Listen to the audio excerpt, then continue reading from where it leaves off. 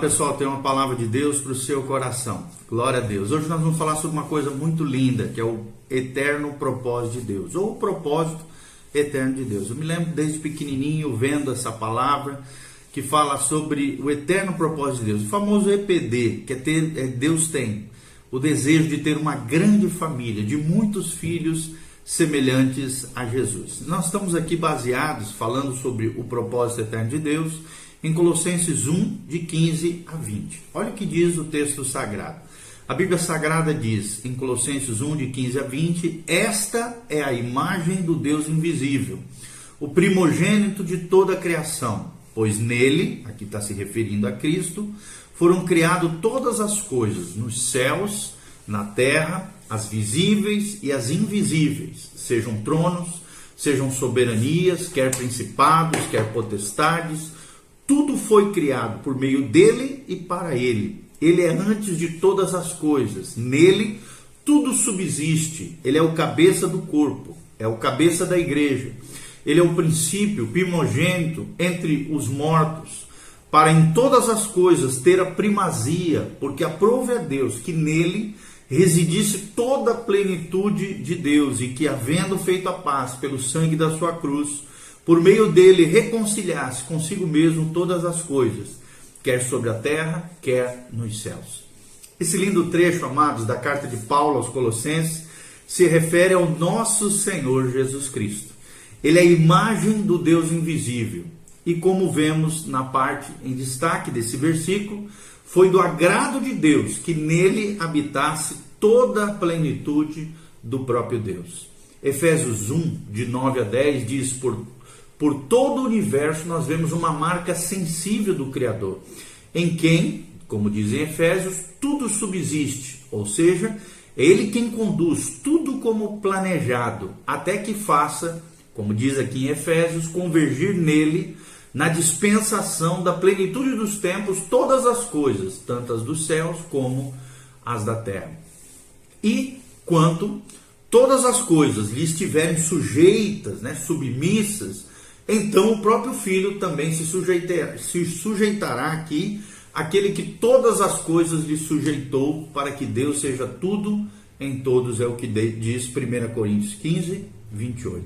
Então, se pudéssemos resumir em poucas palavras, a essência de todo esse texto lindo da Bíblia Sagrada, do eterno propósito de Deus, poderíamos usar a afirmação feita em Paulo aos Colossenses, transcrita que nós já falamos no início aqui desse vídeo, e repetida também aos irmãos lá em Roma, em Romanos 11:36, ele diz, porque dele, e por meio dele, e para ele são todas as coisas, a ele, pois, a glória eternamente. Amém. O que nós queremos dizer com tudo isso, meus amados? Logo vem as dúvidas existenciais do homem, que se pergunta de onde veio, para onde ele vai, e por que você existe, eu existo, nós existimos. Só podem ser compreendidas essas perguntas se considerarmos que o homem, bem como todo o universo, existe para refletir a glória do Senhor. Deixa eu repetir, você nasceu para a glória do Senhor.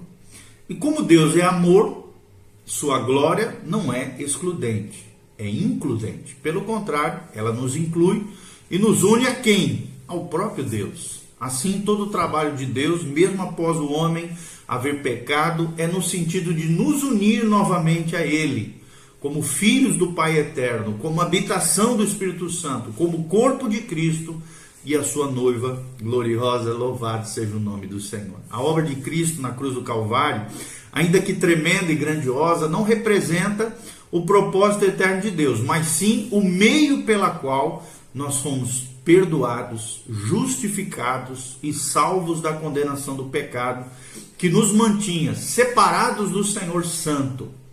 E fomos então, pela graça de Deus, incluídos na morte e na ressurreição do Senhor, para que novamente, unidos a Ele, o propósito eterno de Deus pudesse ser alcançado. Por essa razão, meus amados, Paulo afirma com tanta convicção, lá em Romanos 8, 38 a 39, nem a morte, nem a vida, nem os anjos, nem os principados, nem as coisas do presente, nem do porvir, nem os poderes, nem a altura, nem a profundidade, nem qualquer outra criatura poderá nos separar do amor de Deus, que está em Cristo Jesus, o nosso Senhor. Na verdade, meus irmãos, como seres limitados que somos, nunca compreenderemos totalmente o propósito de Deus até que o vejamos cumpridos lá no céu. Mas podemos buscar na palavra e pedir revelação do seu doce Espírito Santo para termos uma noção, um vislumbre, um flash da sua glória, desse mistério, podendo assim ordenar, organizar, alinhar a nossa vida segundo o plano de Deus, que vem sendo revelado aos homens de forma progressiva, crescente, ao longo dos séculos. E a pergunta que surge aqui é: como é que Deus vai alcançar o seu propósito? Como é que Deus alcança o seu propósito? E quando falamos desse propósito eterno de Deus, esse propósito eterno é que Deus seja tudo em todos e que estejamos para sempre unidos a Ele, glória a Deus. E precisamos entender como é que Ele revela esse propósito aos homens e como é que Ele vai alcançar o seu objetivo. Como é que se desenvolve então a revelação do propósito de Deus? Então nós vamos falar sobre isso agora, o desenvolvimento da revelação do propósito. Em primeiro lugar, Deus quer ter uma família, uma família. Se olharmos, por exemplo, para Gênesis 1, 26 e 28, nós vemos claramente Deus falando do seu propósito e de como ele desenvolveria esse propósito eterno. Ele diz: façamos o homem à nossa imagem, conforme a nossa semelhança. E Deus então os abençoa. Ele disse: sede fecundos, multiplicai-vos, enchei a terra e sujeitai-vos. Sujeitai-a, né? Ou seja, sujeitai a terra. Nós vimos alguns elementos, né, presentes nessas duas passagens de Gênesis. O primeiro elemento é a unidade, ou seja, uma família revela uma importante característica da Trindade. O Pai, o Filho e o Espírito Santo são um. 3 pessoas, um só Deus. Um mistério que só vamos compreender plenamente quando estivermos lá no céu. Mas todos os homens podem entender um pouco o que isso significa quando olham para a sua família. É bem verdade que o pecado causou e ainda causa muitas distorções nas famílias que vieram depois de Adão e Eva. Mas de acordo com o plano original de Deus, família expressa a unidade que existe entre as pessoas da Trindade. Eles se amam, dependem um do outro, honram um ao outro em um nível de comunhão e unidade que só podemos ver nessa família divina. Mais adiante, meus amados, quando nós falamos, né, da igreja, nós podemos ver a unidade própria dessa Trindade divina, se refletindo tanto nas famílias terrenas quanto na família de Deus, que é a igreja, formada por todos aqueles que receberam o poder de serem feitos filhos de Deus, a saber, os que creem no seu nome, os quais não nasceram do sangue, nem da vontade da carne, nem da vontade do homem, mas da vontade de Deus. É o que diz João 1, de 12 a 13. Quando discorremos sobre essa unidade, né, Paulo, falando lá em Efésios, ele aponta novamente para o Senhor Jesus como centro de todas as coisas, pois é dele que toma o nome toda a família, tanto no céu como sobre a terra. Efésios 3,15. Olhando então pelo prisma da unidade, podemos afastar da nossa mente qualquer ideia de cumprimento do propósito de Deus de forma isolada, como se fôssemos ilhas solitárias. Não.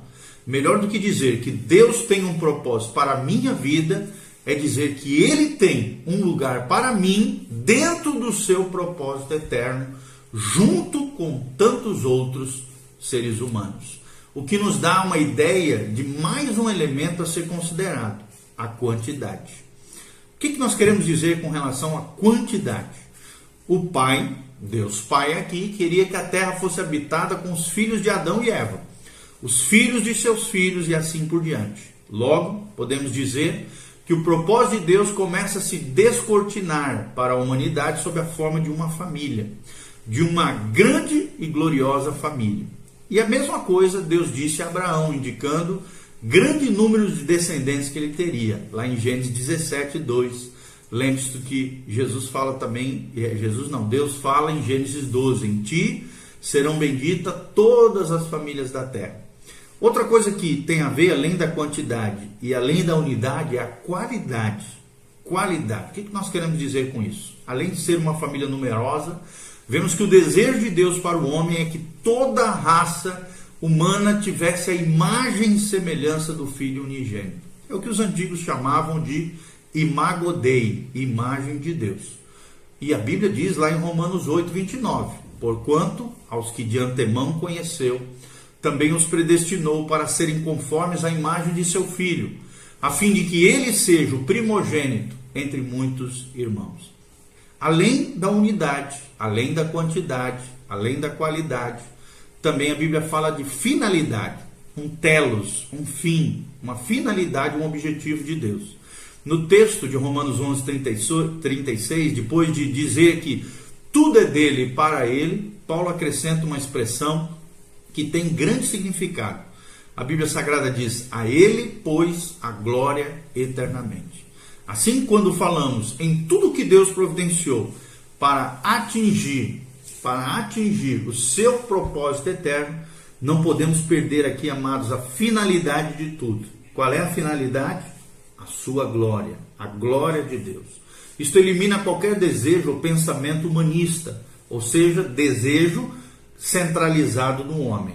O desejo aqui é a glória de Deus, a glória que Deus já possuía antes de existir este mundo e que vai continuar existindo por toda a eternidade. Nos inclui nesse tempo presente, para sempre, por causa do Espírito Santo que habita em nós para manifestar a vida de Cristo. Ou seja, quanto mais nós manifestamos a vida de Cristo, mais a glória de Deus se manifesta em nós.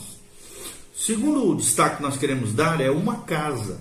Além da unidade, Deus também quer nos dar uma casa. Casa é um lugar de habitação, é um oikos, que significa lar em grego, ou casa, lugar de comunhão. A livre comunicação de Deus com o homem no Éden demonstra a intenção do Criador em ter comunhão com as suas criaturas, o desejo de estar entre eles e de ter comunhão com eles, no meio deles, no seu interior, habitar no espírito do homem. O pecado faz separação entre Deus e o homem, que escolheu, quando o homem vive independente de Deus. Todavia, quando Deus descortina o propósito eterno ao longo dos séculos, vemos como é que Deus dá um passo além dessa revelação, quando tira o povo de Israel do Egito, pelas mãos dele poderosos, através de Moisés, e ordena que eles construam um santuário, o que na época era chamado de tabernáculo, com objetivo simples: e me farão um santuário para que eu possa habitar no meio deles. Êxodo 25, versículo 8. Logo adiante, nós veremos o que a igreja é de fato, esse lugar de habitação de Deus. Mas não podemos deixar de apontar para o que Paulo diz lá em Efésios, demonstrando que o que vimos até agora e falamos até agora, ou seja, a família e o templo. Efésios 2, 19 e 22, a Bíblia diz assim: já não sois estrangeiros e peregrinos, mas concidadão dos santos, e sois da família de Deus, edificados sobre o fundamento dos apóstolos, dos profetas, sendo Ele mesmo, Cristo Jesus, a pedra angular, no qual todo edifício bem ajustado cresce para santuário dedicado ao Senhor, no qual também vós juntamente estáis sendo edificados para a habitação de Deus no Espírito. Então, além de uma unidade, além de uma casa, a Bíblia também fala de um corpo. Quando o Verbo eterno, nosso Senhor Jesus, abriu mão da sua glória, Filipenses 2, de 5 a 11, para se tornar homem como nós, ser humano, servo, encarnou, todos puderam ver nele e ouvir tudo aquilo que até então era apenas sombra, apenas algo, uma nuvem de profecias anunciadas na lei e pelos profetas. Eram apenas sombras. O Deus invisível agora podia então ser visto e ouvido pelos homens, que com ele podiam se comunicar livremente. As mãos que criaram o universo agora tocavam pessoas doentes, pecadores, crianças, trazendo as bênçãos dos céus de uma geração perdida a uma geração perdida e sem esperança. O Deus eterno agora tinha um corpo humano, que pleno do Espírito Santo e poder andou por toda parte, fazendo o bem e curando a todos os oprimidos do diabo, porque Deus era com ele, é o que diz Atos 10, 38. Sem a presença de Jesus entre os homens, o máximo da revelação de Deus acerca da sua caminhada com a humanidade era o santuário, o tabernáculo ou o templo. Com a presença dele, o que era figura de habitação de Deus entre os homens, tornou-se uma realidade. Não mais um templo de pedras, mas um templo vivo, que falava e fazia tudo que o Pai lhe ordenava. Um homem cuja morada era a casa do Pai, em quem o Pai tinha prazer de habitar. Assim Jesus disse aos seus discípulos: crede-me que estou no Pai e o Pai em mim. Crede ao menos por causa das mesmas obras, é o que disse o evangelista, o Evangelho de João 14:11. Ou seja, com a sua morte, ressurreição e retorno para junto do Pai, tudo que ele foi e fez continuaria a ser feito pela igreja. Por isso a igreja é chamada de corpo de Cristo, e ele é o cabeça. Nós somos os membros ligados uns aos outros em amor, todos ligados ao cabeça que é Cristo, funcionando pelo poder do Espírito Santo, da mesma forma como Jesus fez enquanto esteve em Israel. Venha ser igreja, sejamos igreja no Senhor e vivamos o eterno propósito de Deus, em nome de Jesus. Amém e amém. Então, siga aqui, clica no link, siga as nossas redes sociais, compartilhe esse vídeo com outras pessoas. Nós vamos estar falando muitas coisas sobre os fundamentos da fé, o reino de Deus, a igreja, os crentes, Deus habitando no meio de nós. Que você aprenda, cresça e floresça cada dia mais no Senhor.